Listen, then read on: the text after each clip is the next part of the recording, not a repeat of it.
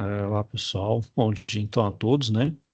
Então, vamos lá, vamos iniciar a nossa segunda web aula da UC de Soft Skills, né? Hoje, então, eu vou abordar sobre a parte de inteligência emocional.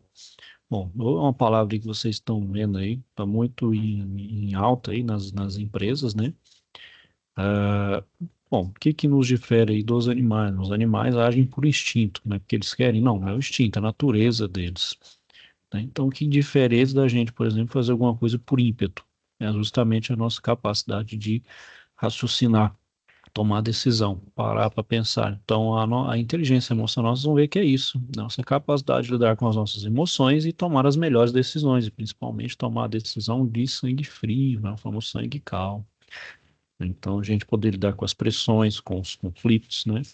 Daquilo que lida com, por exemplo, o nosso dia a dia no trabalho, né? No trabalho pessoal, né? No familiar, no nosso dia a dia.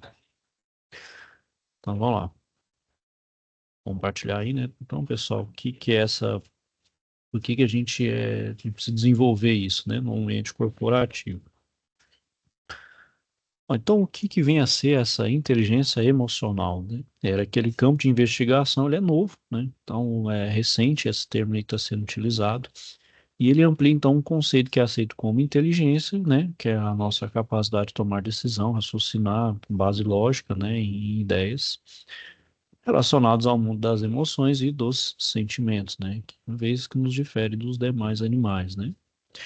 Então, os pesquisadores, eles vão estudar essas relações que existem entre as nossas emoções e a nossa cognição, né, com o objetivo, então, de investigar como o homem poder lidar com o seu mundo emocional, né, que ele lidar com as emoções de maneira mais inteligente, ou seja, a forma mais racional possível, né? Compatível então com os seus objetivos de vida, né?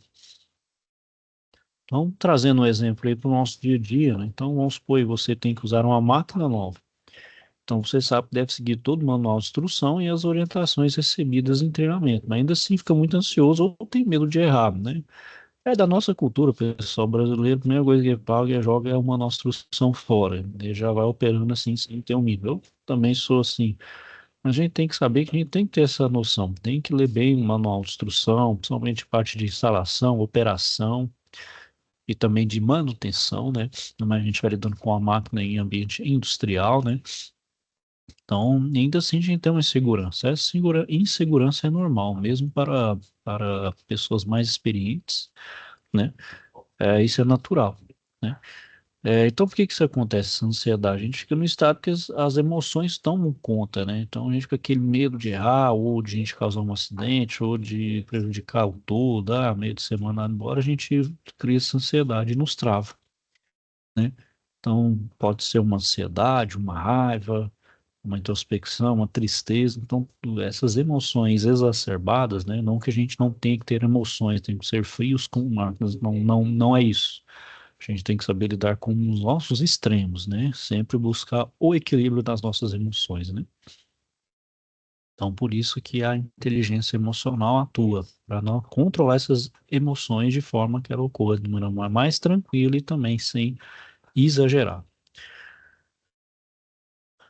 Bom, então quando a gente usa, né, a inteligência emocional, né, quando a gente usa o nosso sentimento de forma adequada e conseguimos então nos expressar de maneira apropriada e efetiva, e permitindo as pessoas trabalharem juntos com tranquilidade, visando metas comuns. Então, por exemplo, um colega ou uma pessoa fez uma coisa errada, ao invés de fazer aquela brigar, ficar, né, apontando o erro e só ficar diminuindo a pessoa, e porque talvez a pessoa esteja ansiosa, talvez ela não esteja bem no dia, que não conversar a respeito, ou até conversar em um outro assunto totalmente aleatório, talvez uma coisa externa que está afetando a pessoa no ambiente de trabalho, que está causando todo aquele problema. Talvez a pessoa, num simples desabafo, ela se sente melhor. Talvez a pessoa seja extremamente capacitada, qualificada, porém, é um problema emocional que ela está tendo, né? Então, uma simples conversa, uma forma amigável de fazer até com que você também lide com as emoções por lidar com ela diretamente, ela também não exacerbe eh,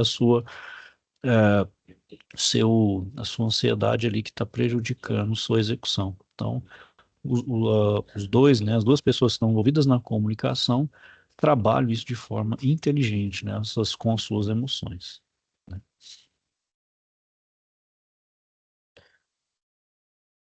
Bom, então antes de continuar, pessoal, o que são essas competências socioemocionais? Então, a gente tem que refletir essas seguintes questões. Como você acha que as pessoas desenvolvem inteligência emocional? Como é possível aplicar inteligência emocional na prática? Como as pessoas criam e desenvolvem competências? Isso aqui, pessoal, não é um gabarito fechado. É de cada um, é da experiência de cada um, é da vivência de cada um, né? Uns conseguem de forma mais rápida, outros são um pouco mais devagar. Então, cada um tem um ritmo, cada um tem um entendimento, né? Mas o mais importante é a gente ter esse desenvolvimento dessa capacidade da inteligência emocional, né? Então, quais os tipos de competências, então, para inteligência emocional? Então, a gente tem a competência cognitiva, né, que é aquela manual do fazer, né? Então, é o calcular, escrever, fazer relatórios, atividades também intelectivas, né? Intelectuais, né? E a chamada competência socioemocional.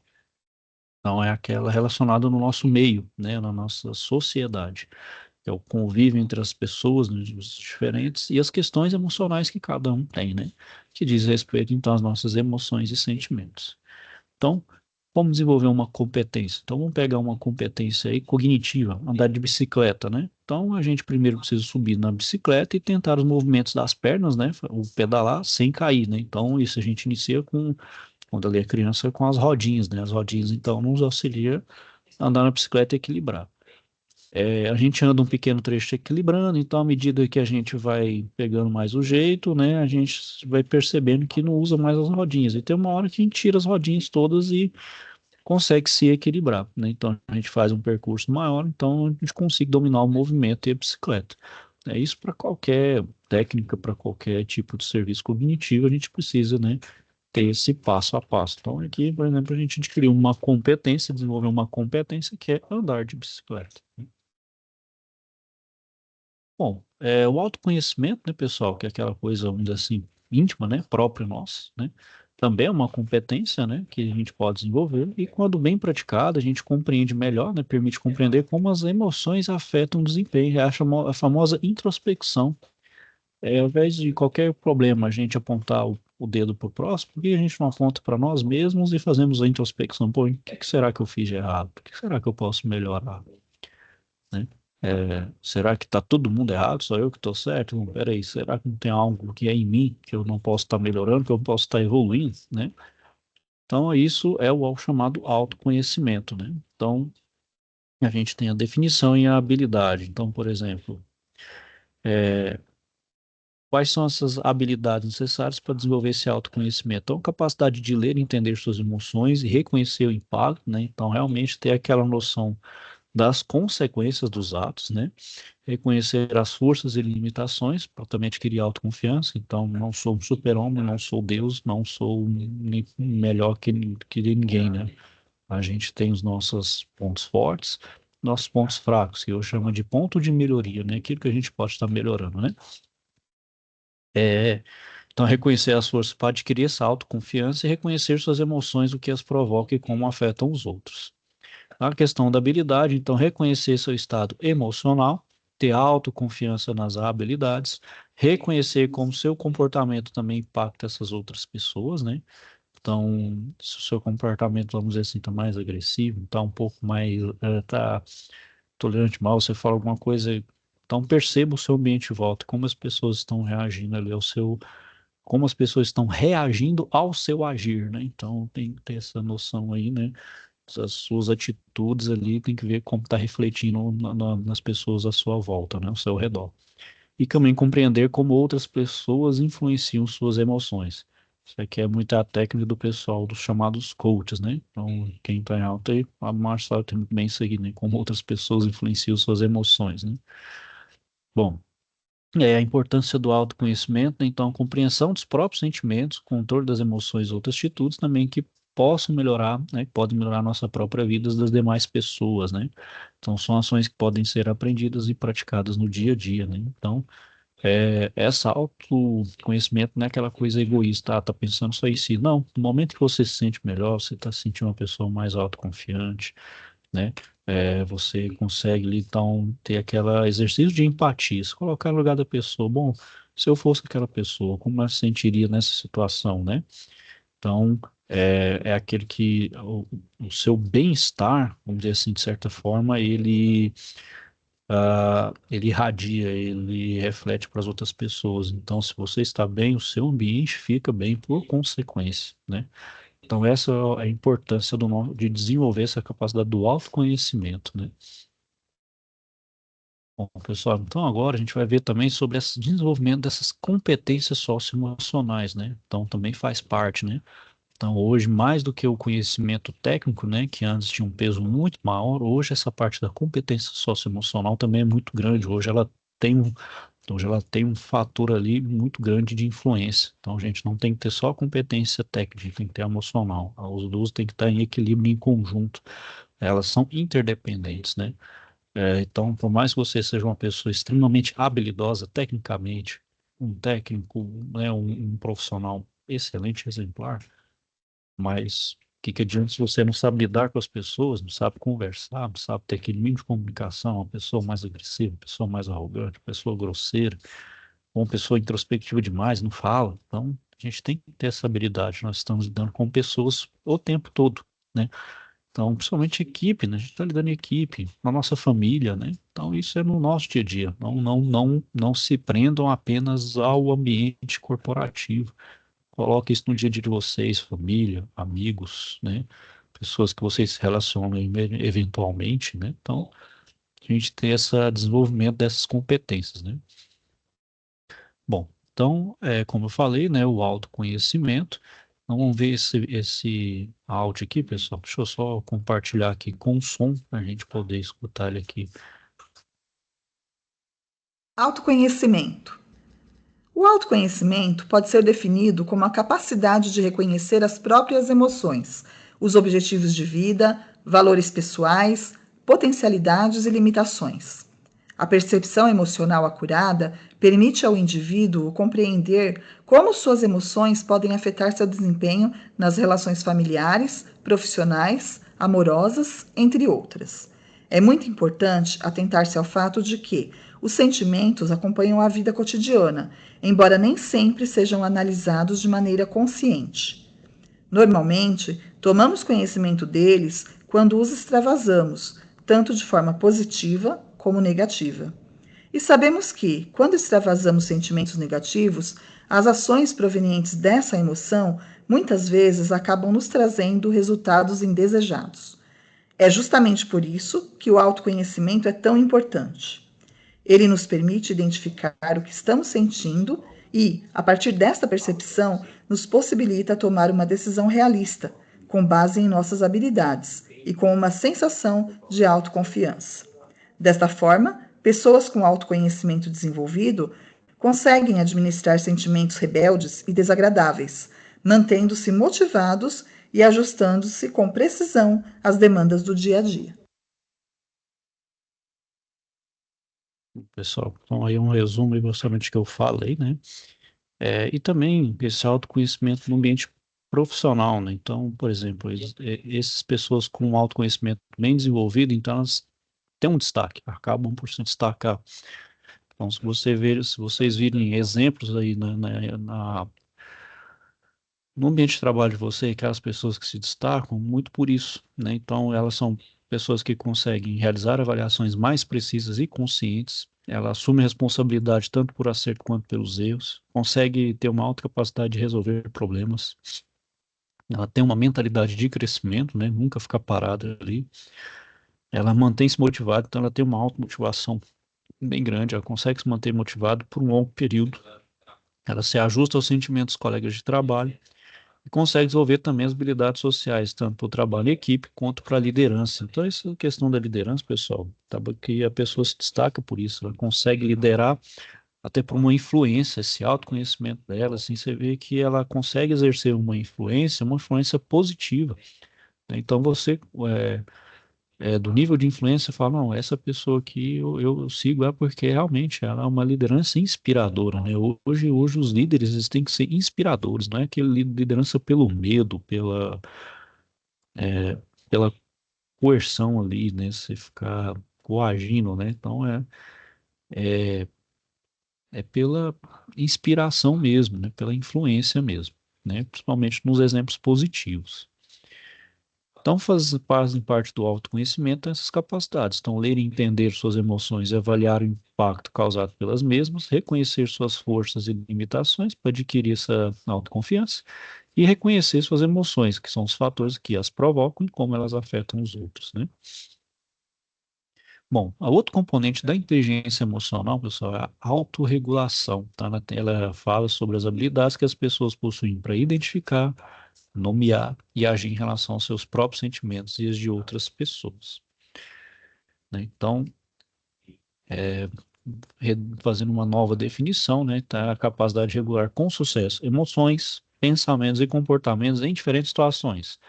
Então, administrando de forma eficiente estresse, controlando impulsos e motivando a si mesmo. Então, é aquele negócio do controlar as emoções exageradas, controlar os impulsos e motivar, né? Ter automotivação, né?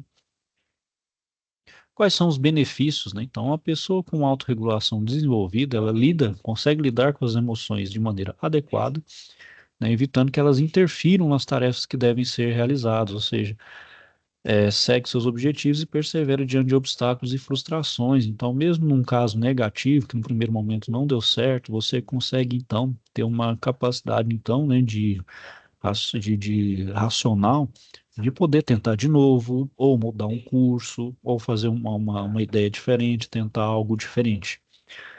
Isso também, né, pessoal, faz parte também da resiliência, né? Então, lida muito bem, tanto nos obstáculos quanto nas frustrações, né? Então, é o sangue frio, né, pessoal? Nessa hora é o sangue frio. Então, não se desesperar, mesmo que a situação esteja extremamente ruim, bastante ruim e crítica, vamos ter o sangue frio, vamos respirar, né? E buscar essa autorregulação.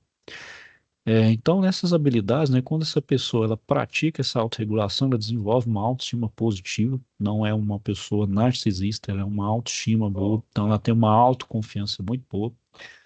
Ela aprende a conhecer e valorizar as competências e qualidades em si própria, na outra, ela vê potencial até em pessoas ali, né, pessoa, você mesmo não vê potencial, aquela outra pessoa vê você, tem um grande potencial para tal, né, geralmente líder tem muito isso, né, você tem um grande potencial em tal área, em tal questão, tal quesito, e se você mesmo, né, nem percebe, né.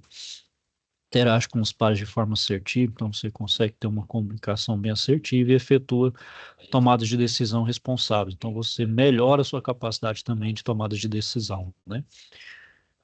E no ambiente profissional, né, pessoal, então essas pessoas elas se destacam por administrar com eficácia emoções e impulsos perturbadores, ter flexibilidade para gerenciar mudanças e desafios e sua capacidade de adaptação, mantendo-se aberta às novas ideias e condutas. Então, também fazem parte da autorregulação essas capacidades, manter emoções fortes sob controle e gerir relacionamentos positivos, transmitir um senso ético e otimista por meio de comportamentos e reações construtivas. Outro componente da inteligência emocional, pessoal, é chamada percepção social.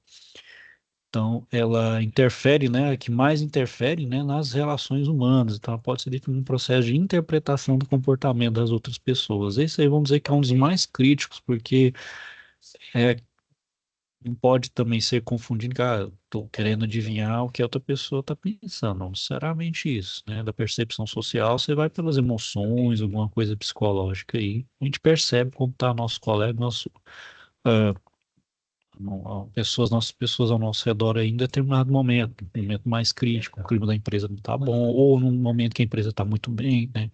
Tem que ter essa percepção aí, né? Ela ocorre, então, em duas etapas, na chamada pré-psicológica. Então, por meio das condições do ambiente físico, né? Então, o ambiente em si, expressões faciais e verbais do emissor, da estimulação sensorial e da clareza do estímulo. Então, é tentar, né, vamos dizer, pegar aqueles dados ali, as condições iniciais ali que a gente tem para tentar ter essa percepção social, né?